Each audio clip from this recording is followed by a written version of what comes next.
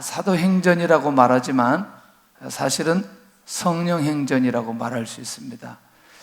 그런 면에서 이제 정말 멋있게 인생을 살았던 사람은 사명 따라 사는 사람입니다. 멋있게 인생을 살아가는 사람은 복음에 의해서 살아가는 사람, 다시 말하면 예수님을 위해서 예수님을 증거하면서 예수님의 능력과 은혜로 살아가는 사람이 복이 있는 사람이라는 거죠. 그런데 이런 삶을 살기 위해서는 반드시 보이지 않은 영, 성령의 역사를 경험해야 된다는 거죠. 그런데 이거 너무나 어렵다. 이게 예수님 내가 나의 구주로 믿는 순간에 성령이 내 안에 내주하시고, 그리고 내주하신 성령이 충만하도록 하기 위해서는 끊임없이 하나님 앞에 기도하면 성령이 충만할 수 있습니다. 자, 이 시대에 가장 중요한 것이 무엇인가? 이 시대에, 다시 말하면 이 시대에 하나님께서 가장 중요하게 여기는 것이 무엇인가? 그것은 결국 뭐냐면 죄로 죽었던 영혼이 하나님 앞에 돌아오는 것입니다. 이 시대에 중요한 것이 무엇일까? 예수 그리스도를 믿는 모든 사람들이 자기가 서 있는 그곳에 영향력을 주는 겁니다.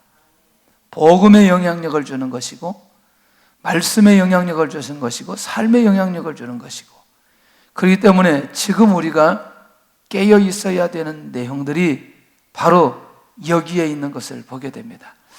저는 계속해서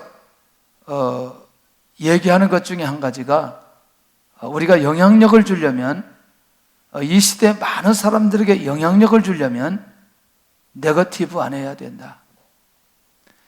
참 우리나라가 이게 이 대통령 선거하는 과정부터 서로가 서로를 막 비방하다 보니까 끝나고 나서도 또 비방하고, 또 야당은 여당에 대해서, 또 여당이 야당 되면 야당이 여당에 대해서 막 그냥 계속 싸우니까 영향을 주지를 못하는 거죠. 그러니까 정치인들 그러면 백성들에게, 국민들에게 인정을 받아야 되는데 인정받지 못해요. 거짓말 가장 잘하는 사람들, 다른 사람 비판을 가장 많이 하는 사람들, 이건 뭐냐면 영향을 줄 수 없다는 거죠. 그래서 우리가 그런 문제를 놓고 끊임없이 기도해야 됩니다. 끊임없이 기도해야 됩니다. 할렐루야. 이건 굉장히 중요한 거죠. 그러니까 제가 이런 얘기 여러 번 합니다. 제가 이런 얘기 하는 것은 이게 뭔가 이제 설득력을 가지고 하려기 위해서 이런 얘기 하는데, 저는 개인적으로 1, 2, 3번을 안 찍었습니다. 1, 2, 3, 4, 5번도 안 찍었어요. 제 말 잘 들어주셔야 돼요. 그러나 세워진 사람이라면 나는 기도하고 그 리더십을 인정해야 된다고 생각합니다. 제 말 이해하시죠? 예. 제가 안 찍었기 때문에 우리 목사님들 앞에서도 자신 있게 얘기했어요. 나는 소신에 의해서 사는 사람이다. 그랬을 때 기도가 되더라고요. 누가 되었느냐 안 됐느냐 그게 아니고, 우리 민족이 어떤 형태로든지 하나가 되어지고 네거티브하지 않고 서로를 격려하고 인도받는 그런 정치인들이 좀 좋겠다. 그 안에 복음이 있는 사람들이 많이 있을 텐데 그렇게 영향력을 좀 미쳐야 되는데, 그러기 위해서는 우리가 우리 안에 예수님이 내 삶의 주인이 되어야 된다는 거예요. 그러면 영향력을 미칠 수 있고 서로 비판하지 않고 그렇게 하나님의 인도를 받아갈 수 있다라는 사실입니다. 할렐루야. 꼭 기억하시면서 우리 성도들도 하나 되는 일에 집중할 수 있기를 바랍니다. 자, 그렇다면 오늘 나는 어떤 일에 집중해야 되겠나? 간단하죠. 예수님을 증거하고, 예수님 때문에 구원받고, 예수님 때문에 회복되어지고, 예수님 때문에 용서받고, 예수님 때문에 자유함을 얻는 이 일에 우리가 집중해야 되지 않겠나? 할렐루야. 아침에 새벽에 나와서 기도해도 계속 그런 기도 오늘도 하나님 영혼들이 구원받게 하시고 영혼들이 회복되게 하여 주시고 정말 복음이 어떻게 우리의 삶을 회복시켜 주는지, 복음이 어떻게 우리를 건강하게 만드는지, 복음이 어떻게 경제력을 회복시켜 주는지, 이런 것들을 우리가 집중하며 하나님의 인도 받아갈 때 하나님의 역사가 일어나게 되는데, 성령 행전으로 돌아가려면 어떻게 해야 되느냐? 성령의 약속을 붙들어야 된다는 거죠. 이건 누가 말씀하셨느냐? 예수님께서 말씀하셨습니다. 자, 성령 행전으로 들어가려면 성령의 약속을 붙들어야 되겠다. 그 약속이 뭐냐? 예루살렘을 떠나지 말고 아버지의 약속하신 것을 기다리라. 할렐루야. 이 성령을 어디에서 주시겠다고 하느냐? 예루살렘이라는 장소에서, 지역에서 주실 것이라는 약속과 아버지께서 반드시 약속하신 그 성령을 임하게 해 주실 것이다. 다시 말하면 그 성령을, 그 보혜사 성령을 반드시 예루살렘에서 허락해 주실 것이다 라고 하는 약속을 하셨다는 거죠. 그러니까 이 말이 무슨 말이냐면 성령을 주시겠다는 그 약속을 확실하게 붙들고 있어야 된다. 할렐루야. 그러니까 일단 성령 행전으로 들어가려면 내가 성령이 충만하고 성령의 인도를 받아야 되는 거 아니겠어요? 그러면 성령을 주신다는 그 약속을 붙들고, 그리고 그 약속을 어떻게 해야 되느냐? 하나님께서 주실 것을 믿고 구해야 되는데, 제자들에게 몇 날이 못 되어서 성령을 주실 것이라는 약속을 하는데, 성령 행전의 출발은 어디에서부터 시작된다? 성령으로 시작된다는 거죠. 이 말이 이해가 되나요? 그러니까 예수님께서 이 말씀하실 때는 부활하시고 난 이후에 40일 동안 계셨고, 그리고 예수님이 떠나시고 난 이후에 열흘 만에 성령이 임했어요. 그래서 뭐라고 말하냐? 예수님이 부활하신 후에 50일 만에 성령이 임하게 되었다는 거죠. 자, 예수님이 떠나신 지 며칠 만에? 아니, 부활하신 지 50일 만에, 예수님이 떠나신 지 며칠 만에? 열흘 만에. 예수님이 이 땅에 부활하시고 며칠 계시다가? 40일 계시다가. 그러면 이 시간들이 그렇게 긴 시간은 아니란 말이죠. 예수님이 이 말씀하신 건 곧 이어 성령이 오실 것이라고 하는 걸 확실하게 약속해 주시고 제자들로 하여금 사모하게 하셨다는 겁니다. 다시 말하면 예수님을 증거하는 일에는 우리의 힘으로 할 수 없고, 예수님을 믿고 구원받는 것도 성령의 역사가 일어나야 구원의 역사가 일어날 수 있다는 얘기죠. 그러니까 그러기 위해서는 제자들이 성령이 충만해야 되고, 성령에 대한 약속을 붙들어야 되고, 그리고 그 성령의 약속을 그들 스스로 성취하는 현장에 있어야 되는데, 두 번째는 성령 행전으로 가려면 성령의 권능을 받아야 된다. 할렐루야. 자, 성령이 임하면 반드시 무엇이 임하게 된다? 권능, 능력이 임하게 된다.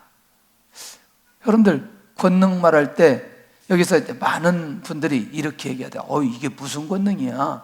그럴 때 다이너마이트와 같은 폭발력 있는 거 뭐 이렇게 표현해요. 뭐 원어는 두나미스 뭐 이렇게 얘기도 하는데, 중요한 건 성령이 임하면 무엇이 임하게 된다? 능력이 임하기 시작한다. 능력이 임하기 시작한다. 그건 나중에 이제 은사로 나타나기도 하고 그러는데, 결국 뭐냐면 그 권능이 임하게 되면 그 사람이 증인의 삶을 살게 된단 말이에요. 자, 그러면 이런 거 어떠세요? 두려워했던 베드로가 갑자기 자기 인생 가운데 두려움이 사라지고 담대함으로 바뀌었어요. 권능이 임했나요? 예. 담대하게 복음을 선포하지 못했던 베드로가 누구든지 주의 이름을 부르는 자는 구원을 얻으리로다, 이렇게 선포하게 되는 거죠. 어떠세요? 능력이 임했다고 말할 수 있나요? 그러니까 결국 성령의 능력이 임하게 되면서 결국 성령의 능력이 임하게 되면 증인의 삶을 살게 되는데 그러기 위해서는 반드시 권능을 받아야 된다는 거죠. 그래서 결국 뭐냐면 성령 행전은 복음 행전으로 이어진다. 다시 말하면 왜 우리 주님께서 오직 성령이 너희에게 임하시면 너희가 권능을 받고 예루살렘, 유대, 사마리아 땅끝까지 이르러 내 증인이 되리라 하시니라. 결국 뭐냐면 성령을 주신 결정적인 이유, 권능을 주신 결정적인 이유는 증인으로 살아가도록, 복음을 증거하도록, 복음 행전을 써가도록 하기 위해서 결국 성령을 약속했고 성령이 임하면 권능이 나타나게 되는 것을 보게 되더라는 거죠. 할렐루야. 자, 그런 면에서 왜 이 땅에 성령의 능력이 나타나야 하는가 라고 하는 부분에 대해서 우리가 빨리 이해할 필요가 있다는 얘기죠. 여러분들 혹시 기도하는데 어떤 사람의 기도는 빨리 나타나기도 하고 어떤 사람은 빨리 치유되기도 하고 응답되기도 하는데 어떤 사람은 아무리 기도해도 능력이 안 나타나는 경우가 있어요. 그래서 가끔가다 제가 그런 얘기를, 이런 제 얘기를 많이 하는 이유 중에 한 가지가 이런 거였어요. 제가 인대가 끊어졌다고 얘기했어요. 인대. 혹시 인대 끊어져 본 적 있어요? 없지요? 이게 왼다리 인대가 끊어지는데 이게 딱 이 다리를 축으로 삼고 공을 차면 이 안에서 인대가 다시 또 돌아가는 거죠. 하나가 끊어졌기 때문에 다른 인대가 또 돌아가지고 꺾어지는 거죠. 그러면 이제 그 의사를 오라 그래가지고 다시 인대를 잡고 또 축구를 또 해요. 이렇게 하니까 얼마나 불편해요. 그렇다고 해서 또 왼발로 차려니까 이게 좀 부담이 되고 이걸 놓고 기도했어요. 하나님, 인대 좀 붙게 해 주옵소서. 중국에 있는데 어느 분이 와가지고 자기 교회 학생이 인대가 늘어나가지고 끊어졌는데 하나님께 기도했더니 인대가 붙었대요. 그래서 나도 열심히 기도했어요. 안 붙어. 그럼 내가 믿음이 없어서 안 붙어요? 이거하고 복음하고 전혀 상관이 없다는 거예요. 이해되시나요? 그런데 제가 선교지에 가서 어떤 분이 아파가지고 업고 왔어요. 업고 와가지고 기도 부탁하는데 기도했더니 이분이 걸어서 가는 거예요. 이거 뭐하고 연결됐어요? 복음하고 연결된 거거든요. 그러니까 이 사람의 치유를 통해서 개인이 구원받거나 주변에 구원의 역사가 일어나야 될 경우에 하나님께서 반드시 치유하게 만들더라는 거죠. 그게 3장의 사건입니다. 3장의 안진뱅이가 일어났던 사건들이거든요. 그러니까 복음을 증가하는 현장에는 반드시 성령의 능력이 나타나게 되고 치유가 일어나기 시작하고 회복이 일어나기 시작하고 할렐루야. 왜? 구원의 역사가 일어나야 되기 때문에. 그러니까 성령의 역사는 반드시 구속사하고 연결되어 있다는 사실을 기억해야 된다는 거죠. 그러니까 지금도 복음이 증거되는 현장에는 반드시 하나님의 능력이 나타나게 되어져 있는 거죠. 제가 이제 그럴 때 이런 간증 많이 해야죠. 우리 손주가, 손녀딸이 우리 교회에 나오는데 그 엄마가 저한테 와서 상담하는 거죠. 목사님, 우리 엄마가 무당인데 좀 예수님 믿고 구원받게 했으면 좋겠다. 무당인데 여러분들, 무당이 예수님 믿기 쉬워요, 어려워요? 굉장히 어렵죠. 그리고 아주 영통해요, 보니까. 그래서 제가 2주 동안 기도했어요. 2주 동안 기도했더니 그 기도 부탁했던 그분이 쓰러진 거예요. 그 앞집에 있는 분이 저한테 와가지고 그 집에 있는 분이 쓰러졌다고. 그래서 가서 봤더니 진짜 이게 뭐 사람을 알아보지 못할 정도예요, 집사님. 근데 그랬어요. 기도 그만할까요? 그랬더니 아니라고, 더 해야 된다. 그런데 내가 2주 더 하자. 그 상황 속에서 자기는 그 어머니가 구원받아야 돼. 2주 또 열심히 기도했어요. 열심히 기도했더니 놀라운 일이 벌어졌어요. 이분이요, 과거를 다 잊어버렸어요. 이 무당이. 과거가 생각이 안 나. 이거 별로 안 믿는 것 같은데. 그래가지고 이분이 점을 어디에서 하냐면 익산에서 하는데, 익산에 있는 분이 자기 발로 안양까지 온 거예요. 그래서 우리가 놓고 기도했잖아요. 그분이 그 뒤로 새벽 예배에 안 빠지고 세상 떠날 때까지 그렇게 살았는데, 이런 얘기 하려면 끝이 없어요. 무슨 얘기냐면, 한 영혼이 구원받고 회복되어지는 일에 있어서는 반드시 성령의 능력이 나타나기 시작하고, 그렇기 때문에 우리가 복음을 증거하게 되면 그 사람에게 복음의 능력이 나타나도록 역사해 주시는데, 놀랍게도 한 가지 목적에 의해서 성령이 충만해야 된다. 이걸 다르게 사용하는 거죠. 영혼이 하나님 앞에 돌아오는 구원의 사역에 구속사역 관점에 성령의 능력이 나타나야 되는데, 이걸 다른 쪽으로 사용하려고 하면 안 된다는 거지요. 할렐루야. 그러니까 여러분들, 치유되지 않아도 내가 열심히 기도했는데 능력이 나타나지 않았다고 믿음이 없다고 생각하면 안 된다는 얘기예요. 왜냐하면 그런 일이 안 나타난다 할지라도 내 구원의 문제가 된다 안 된다? 안 된다는 거죠. 할렐루야. 제가 이렇게 해서 제 인대가 붙지 않았다고 해서 제 구원의 문제가 되지 않는다니까요. 그리고 내가 주님을 의심하지 않는다니까요. 의사가 그냥 이으니까 간단히 이어지던데. 에? 맞아요? 그것도 하나님이 하시는 거 아니에요. 의사의 손길을 통해서. 그리고 바로 수술 끝나고 다음 주에 가서 공 차가지고 두 골 넣었어요, 또. 막 난리 났죠. 뛰면 안 된다고 그냥 다 나와가지고, 운동장에 와가지고. 그것도 그날도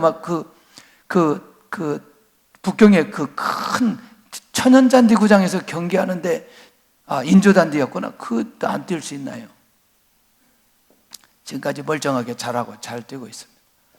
자, 두 번째, 성령의 능력이 임하게 되면요, 지역이 보이기 시작해요. 예루살렘, 유대, 사마리아, 땅끝 이어지는 이런 지역들이란 말이죠. 굉장히 놀라운 거죠. 저는요, 이거 깨닫고 우리 지역만 전도할 게 아니라 전도를 좀 다른 곳에 가서도 하자. 그래서 어디 갔냐면 제주도 갔어요. 33명 데리고. 그래서 제주도 3박 4일 동안 겨울에 제주도에 가서 전도했어요. 하여튼 그 다음에 또 어디 갔냐면 전주에 가서 또 전도했어요. 얼마 전에는 저기 온양에 가가지고 청년들 데리고 와서 전도했어요. 뭐냐면, 여러분들, 우리가 복음을 받으면 우리 있는 지역도 복음화되어야지만 유대, 사마리아 땅끝으로 이어지는 이 복음의 역사가 일어나야 된다는 거죠. 이것만 하면 안 되겠다 싶어서 뭐 했느냐? 우리 교회에 있어서 사마리아는 북한이라고 생각하고, 어떻게 하면 이 북한 땅을 복음화해야 되는데 우리가 할 수 있는 일이 무엇일까? 이 친구들 입양을 해가지고 우리가 사명자로 키워서 좀 보내면 좋겠다. 그래가지고는 북한 애들 9명을 입양하려고 얘기 다 하고 이렇게 나오다가 캄보디아에서 다시 중국으로 들어가가지고 북한으로 9명 들어간 애들이 그때 우리 애들이라니까. 그게 알죠? 그때 지난번에 그 얘기 알죠? 어쨌건 지금 우리에게 있어서 사마리아라고 생각하는 그 지역이 복음화 되어야 된다는 거죠. 그런 지역들이 보여져야 된다는 거죠. 땅끝을 가야 되는데 땅끝을 우리가 다 갈 수 없으니 우리가 선교사를 파송하고 그 선교사를 통해서 이 일들을 감당하도록 우리가 선교비를 보내야 된다는 거죠. 우리가 지금 우리 교회에서 선교비 보내는 게 거의 한 2,300만 원에서 2,500만 원 정도 됩니다. 놀랬죠? 할렐루야. 여러분들, 내가 선교지 못 가지만 내가 기도로 선교할 수 있고 물질로 선교할 수 있습니다. 매달 여러분들 꼭 동참해 주시면 성령의 역사가 일어나게 될 거예요. 그 손길 위에.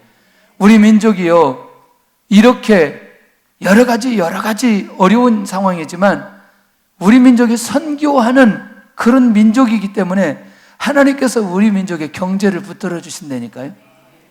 누가 뭐라 그래도 이 안에 답이 있어요, 여러분들. 선교에 동참할 수 있기를 바랍니다. 이거에 눈이 열린 사람들만이 이 일을 할 수 있는 거죠.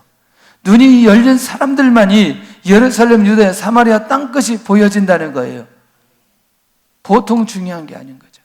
저는 이런 얘기 하려면 끊임없이 할 수 있어요. 끊임없이. 예. 중국에 가서도 다시 또 선교지에 또 들어가는 거죠. 그때는 제가 보니까 한국에서 한 150명, 200명, 우리 학생들 한 100명, 사천성에서 성도에서 만나가지고 거기서 집회하는데 웬걸요? 우리가 북경에서 열차를 타고 오는데 공안원들이 다 붙은 거죠.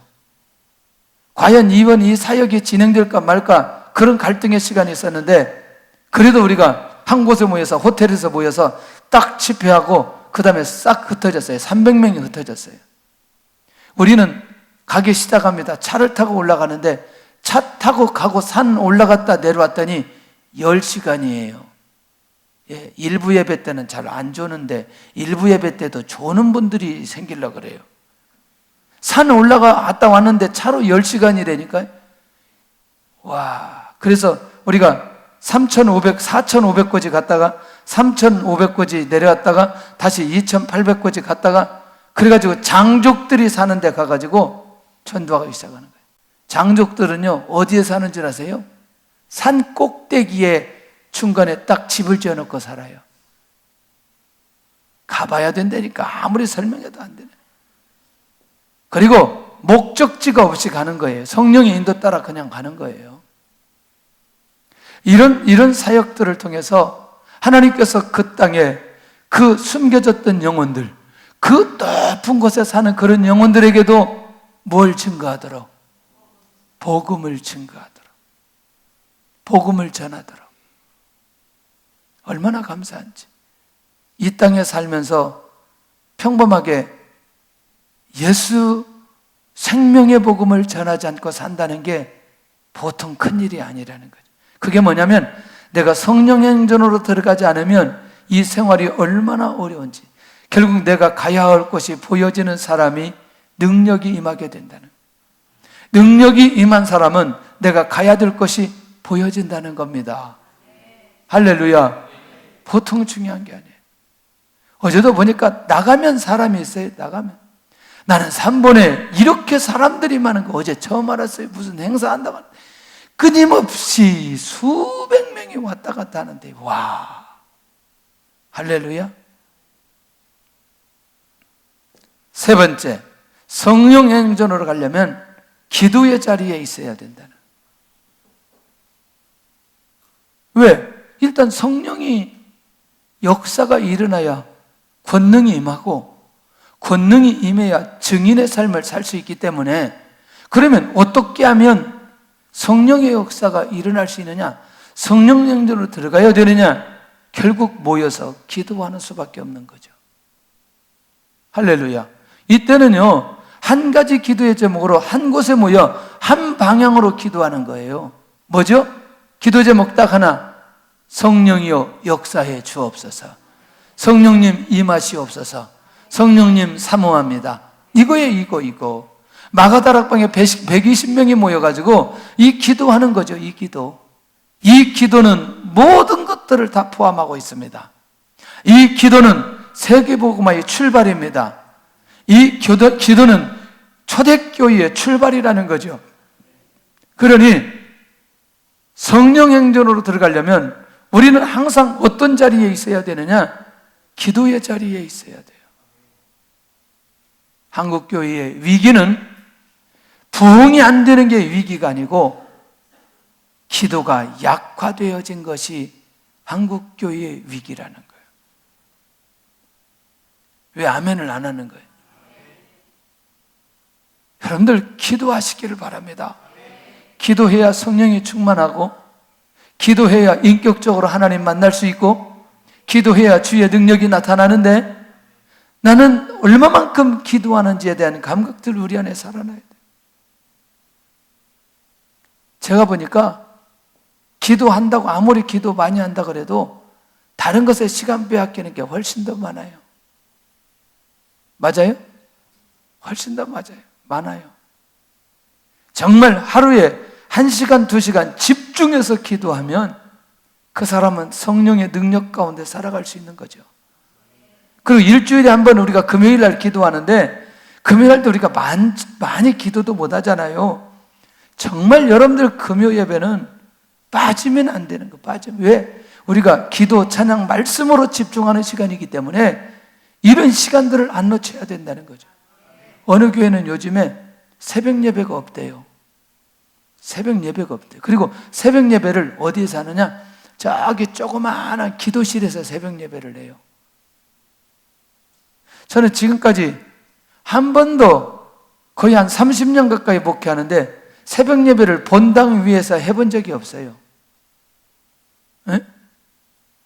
이건 굉장히 중요한 의미가 있다고 생각해요. 그래서 여러분들, 기도가 살아나는 사람은, 기도가 축적된 사람은요, 성령 행전으로 살아가는데 조금도 어려움이 없는 거죠. 제가 사역자들에게도 계속해서 강조하는 내용이 뭐냐면, 기도하지 않으면 사역 안 된다는 거예요. 기도하지 않으면 사역 안 된다는 거예요. 기도하지 않으면 성전의 행전으로 갈 수가 없다는 얘기예요. 우리가 이 기도에 대한 동기부여가 끊임없이 우리 안에서 일어나야 된다는 거예요. 어떻게 기도하지 않고 하나님의 역사를 기대하고 기도하지 않고 성령의 능력을 우리가 경험할 수 있겠는지. 와, 여러분들 기도의 자리에 있기를 바랍니다. 네 번째는 성령 행전으로 가려면 영적 리더십을 가져야 된다. 그럼 이렇게 말해도 돼요. 성령이 충만하니까 영적 리더십이 나타나게 되는 거예요. 기도하니까 영적 리더십이 나타나는 거예요. 베드로의 리더십은 성령의 능력으로 나타나는데, 여러분들 가룟 유다가 죽었는데, 가룟 유다가 죽고 난 이후에 제자 자리가 하나 비었어요. 가만히 기도하다가 베드로가 딱 일어나더니 우리 중에 한 사람이 자기를 위해서 갔는데, 이제 이 사람을 위해서 우리가 제자를 하나 선택하자. 그래서 마띠아를 선출하는데 이 일에 일어선 사람이 누구냐? 베드로였어요. 리더십이 나타났다는 얘기죠. 그리고 모든 사람들이 누구를 인정해요? 베드로의 리더십을 인정하고 베드로가 인도하는 대로 다 따라가게 되어지는 걸 보게 됩니다. 학교의 교장은 교장 선생님이 아니고 그 학교를 놓고 끊임없이 기도하는 기도의 사명자가 그 학교의 교장 선생님이에요. 아세요, 이게? 그러니까 하나님께 기도하면 그런 영적인 리더십을 하나님께서 그렇게 허락해 주신다. 자, 제가 이해가 안 돼서 그럼 이렇게 얘기할게요. 애굽이라는 나라에 요셉이 있어요. 요셉이 있는데 왕은 바로지만 사실은 애굽의 모든 것들의 정책은 누가 가지고 있어요? 요셉이 왕 아니에요? 직위만 뭐일 뿐이지, 직위만 국무총리일 뿐이지 모든 실권은 누구에게 있어요? 요셉에게 있는 거지. 혹시 여러분들 다니엘 보면서 무슨 생각 안 들어요? 느부갓네살 왕, 벨사살 왕, 다리오 왕, 이런 왕들이 있는데 왕들이 있음에도 불구하고 하나님의 모든 계획과 뜻은 누구에게 다 주시는 거예요? 누가 왕이에요? 이 눈이 열려지는 사람은, 여러분들 성령의 역사가 일어나면 영적 리더십을 주신다는 이 비밀을 안 놓쳐야 된다니까요. 굉장히 놀라운 비밀이에요. 그런 면에서 여러분들, 우리가 처해 있는 각 영역 가운데 리더십이 나타나려면 성령의 능력이 내 안에 있게 되어지면 영적 리더십이 나타나게 되어져 있어요. 굉장히 중요하다니까요.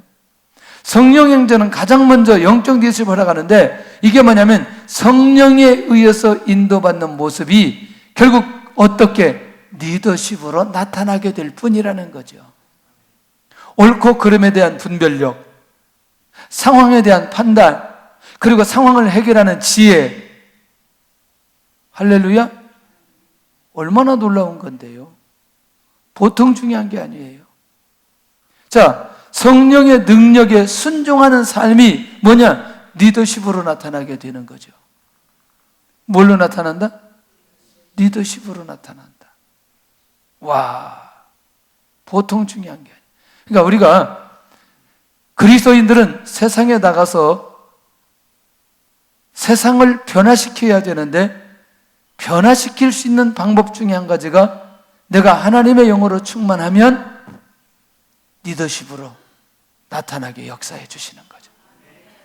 이게 이제 굉장히 중요하죠. 보통 중요한 게 아니고 아주 중요해요.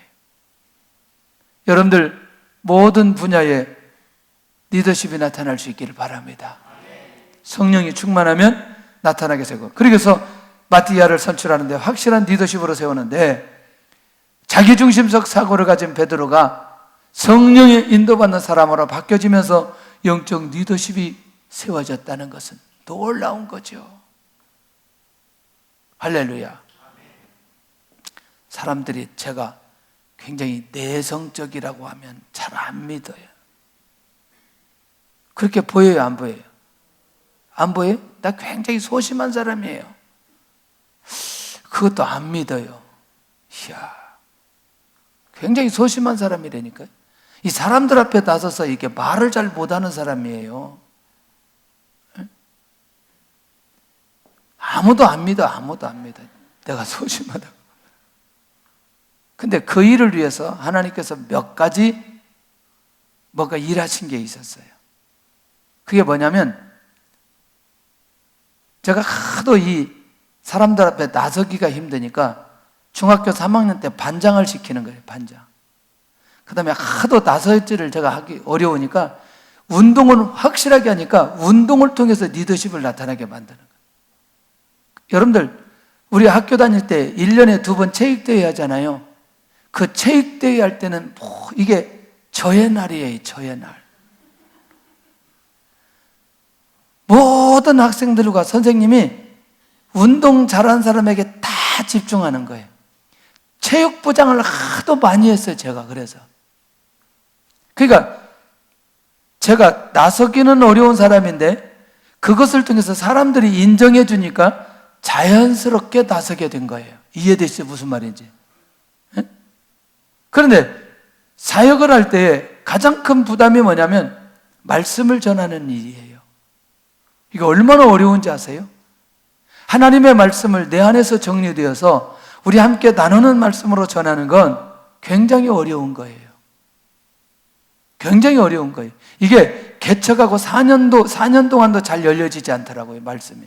근데 내가 보니까 어느 때 열렸느냐, 그 개척교회하고 하나님 앞에 계속 그 지하에서 기도하고 하나님 앞에 부르짖으니까 4년 만에 말씀을 열어주시더라고요.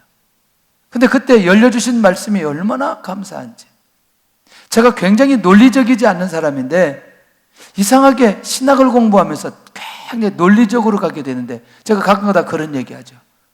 사람이, 우리 친구들이 전부 다 내가 만든 페이퍼 가지고 다 시험 봤다고 계속 쓰는 훈련을 하게 했어요. 교수님이 가르쳐주면 그것을 내가 다시 정리해서 내 것으로 만들어서 쭉 쓰고, 저는 이렇게 외우는 게 아니고 그냥 썼어요. 그러니까 한 3번 쓰면 그걸 그대로 쓰게 되더라고요. 그래서 그때 하나님께서 약간 논리적으로 만들어 주시더라고요. 그 다음에 4년 만에 말씀에 대한 눈이 열려지기 시작하고, 그때부터 기도가 조금 더 깊이 있게 들어가니까 영적 리더십이 나타나기 시작하는 거죠. 여러분들이요, 결국 우리의 삶 속에 하나님의 영이, 성령이 임하지 않으면 영적 리더십이 나타나지 않고 사람에게 영향 줄 수가 없는 거죠. 정말 깨어있기를 바랍니다. 사람을 두려워하는 사도가 성령의 역사 한가운데 서 있는 사람으로 바뀌어져 버리는 거죠. 누구예요? 지금 누구 얘기하고 있어요? 베드로 얘기하고 있다는 거죠. 5번째는 성령의 행전으로 가려면 은사를 받아야 된다는 거죠. 은사는 기도를 통해서 허락하여 주십니다. 은사를, 기도를 허락하여 주기 말이 안 돼요. 저기 하다 보면 왜 저러는지 나는 내 자신도 이해가 안 돼요. 이게 뭐냐면 머리하고 이렇게 치는 거하고 이게 안 맞는 거, 이게. 그러니까 이게 이런 때가 굉장히 많아요. 은사는 무엇을 통해서 허락해 주신다? 기도를 통해서. 자, 이때 제자들에게 주셨던 게 방언의 은사 주셨거든요. 성령이 말하게 하심을 따라 말하기를 시작하니라. 이게 성령의 은사였어요. 근데 놀라우게도 왜 주셨느냐는 거죠. 오순절 성령의 역사가 왜 일어나게 되었느냐. 오순절을 지키기 위해서 예루살렘에 와야 하는 사람들이 있었어요. 그때 성령의 역사가 강력하게 그들에게 일어나고 그들에게 무슨 은사가 임하게 되더라? 방언의 은사가 임하게 되더라. 이건 언어의 은사를 주셨다는 거죠. 뭐가 하도록? 언어를 통해서 뭐가 나가도록? 복음이 나가도록. 이게 중요한 거죠. 치유를 통해서 복음이 나가도록, 회복을 통해서 복음이 나가도록. 그래서 은사를 주시는 거거든요. 그 은사는 하나님 앞에 구하면 반드시 그 사람의 허락해 주시는데, 여러분들 죄송하지만 예수님 믿는 모든 사람들에게 은사를 다 주셨습니다. 지식의 은사, 지혜의 은사, 가르치는 은사, 신유의 은사, 예언 은사, 통변의 은사, 이런 은사들을요 모든 그리스도인들에게 다 주셨는데, 문제는 뭐냐면 내가 어떤 은사를 받았는지 잘 모르고 있다는 거예요. 그런데 복음을 증거할 때 이게 이런 은사가 나타나게 된다는 사실이죠. 어떤 사람은요 아무 소리 안 해도 사람을 치유하는 사람이 있어요. 들어주기만 잘해도, 들어주기만 잘하는 것도 은사라니까요. 요즘에는 하도 사람들이 말을 잘하고, 그렇기 때문에 가만히 듣기만 해줘도 역사가 일어나, 저 사람한테. 그런 적이 없죠. 말하기가 바쁘니까. 여섯째, 빨리 가겠습니다. 성령의 인도를 가려면 복음의 만남을 가져야 된다. 오순절 절기에서 15개국의 사람들이 모이게 되는데, 3,000명, 5,000명, 초대교회 수많은 복음적인 만남을 하러 가시는데, 그건 뭐냐? 이런 거죠. 내가 성령으로 충만하고 성령으로 준비되어 있고 성령의 능력이 있으면 하나님께서 이 만남은 하나님의 차원에서 허락해 주신다. 이 말 이해되나요? 그러니까 결국 복음을 전할 사람을 내가 찾는 것도 있지만 누가 만나게 해주신다? 하나님께서 만나게 해주신다. 예수님 믿고 구원받은 이 특권이, 이 증거가 얼마나 중요하기에 예수님께서 이 땅에 떠나시면서 성령을 약속하고, 그리고 권능을 약속하고, 그리고 증인의 삶을 예수님의 제자들에게 부탁하느냐는 거죠. 결국 복음을 가진 자들에게 최대의 만남을 허락하신다는 겁니다. 할렐루야. 우리에게는 앞으로 새로운 만남들이 지속적으로 일어나게 될 줄로 믿습니다. 할렐루야. 믿으시기를 바랍니다. 7번째는 성령 영접으로 가려면 복음을 선포해야 된다는 거예요. 누구든지 주의 이름을 부르는 자는 무엇을 받으리로다? 구원을 받으리로다. 구원은 예수 그리스도의 이름으로만 가능하다는 거죠. 그러니까 내가 성령 영접의 삶을 살아간다라고 하는 건 내 입을 통해서 생명의 복음이 선포되어지는 거죠. 예수님 믿으면 구원받는다. 예수님 믿으면 천국 간다. 천국 간다. 예수님 믿으면 죄 용서함 받는다. 할렐루야. 예수님 믿으면 과거에 묶이지 않는다. 예수님 믿으면 저주가 나와 상관이 없다. 예수님 믿으면 나는 절대로 지옥 갈 이유가 없다. 이 생명의 복음이 선포되어질 때에 성령의 역사가 그 안에 나타나게 되고, 성령의 역사가 나타난 사람은 이 복음을 선포할 수 있다는 겁니다. 할렐루야. 예수님 믿고 구원받으시기를 바랍니다. 우리 주변에 우리 때문에 이런 구원의 역사가 일어날 수 있기를 바랍니다. 복음을 선포할 때 반드시 그 안에 구원의 역사가 열매로 나타나게 된다는 거예요. 얼마나 중요한지.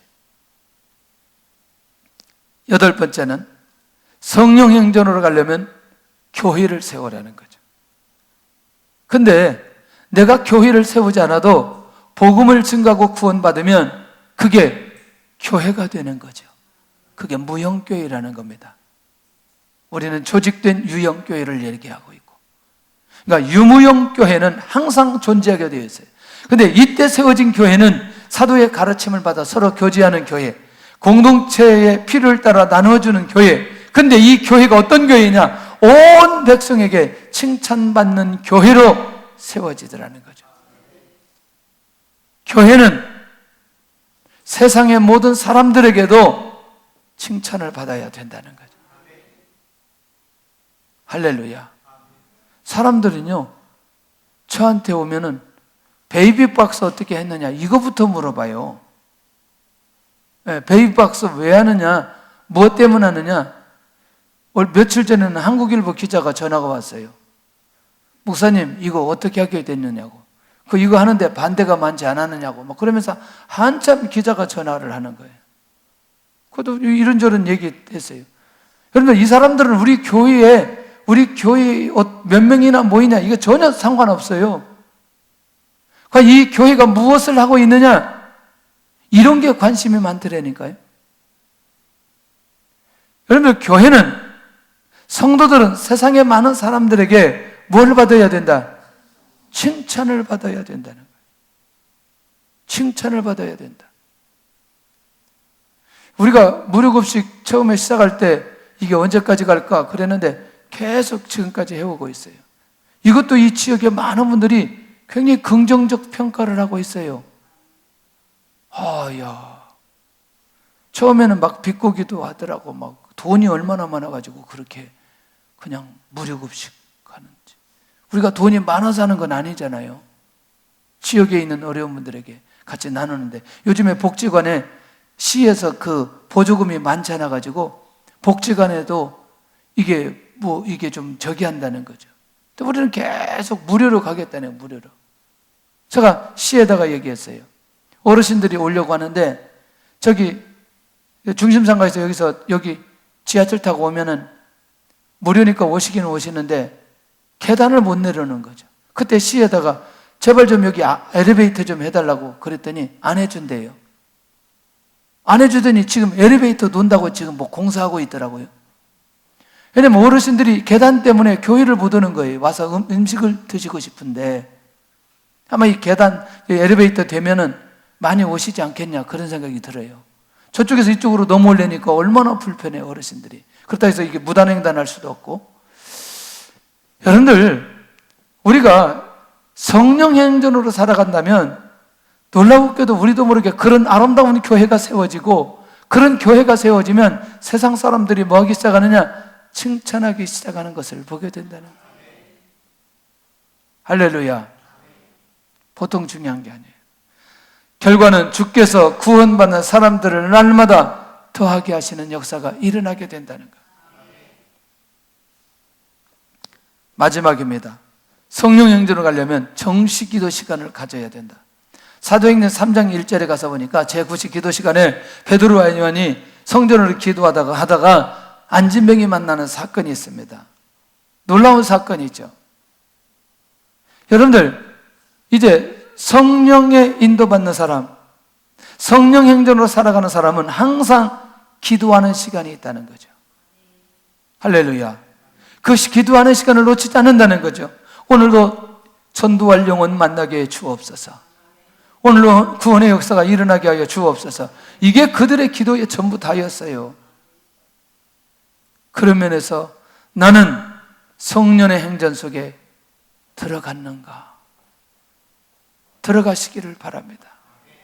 나는 성령의 역사를 경험했는가? 매 순간 경험하시기를 바랍니다. 나는 지금 성령 충만을 위해서 어떻게 하고 있나? 기도하면 된다는 거죠. 나는 성령으로 구원의 역사를 경험하고 있는가? 어쩌면 오늘 그런 날이 되어야 될 줄로 믿습니다. 할렐루야.